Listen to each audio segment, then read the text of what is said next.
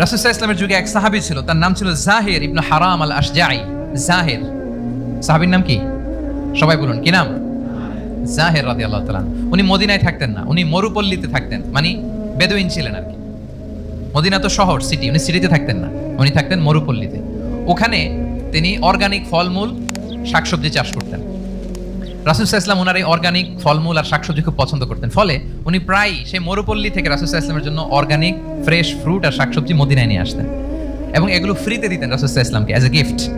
উপহার হিসেবে রাসূল সাল্লাল্লাহু আলাইহি ওয়াসাল্লামকে মরুপল্লী থেকে চাষ করে আনা ফলমূল শাকসবজি দিতেন, আর কিছু শাকসবজি ফলমূল তিনি মদিনার বাজারে বিক্রি করতেন।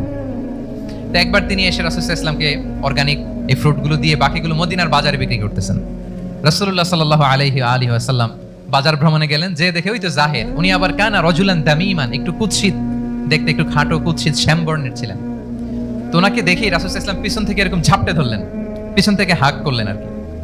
তো পিছন থেকে যখন ঝাপটে ধরলেন, উনি তো আর দেখতে পারতেছেন না কে ধরলো। উনি বলে মান হাদা আরসিলনি, এই ছাড়ো ছাড়ো, কে কে, কোন লোক আমারে ধরলো, ছাড়ো ছাড়ো করে অস্থির। যখন পিছনে ফিরে দেখে আল্লাহ রাসূল সাল্লাল্লাহু আলাইহি ওয়াসাল্লাম এখন আর ছাড়াছাড়ি করে না, এখন ওনার পিঠটা রাসূল সাল্লাল্লাহু আলাইহি ওয়াসাল্লামের বুক মোবারকের দিকে আরো লাগাই দিচ্ছে এইভাবে। সুবহানাল্লাহ।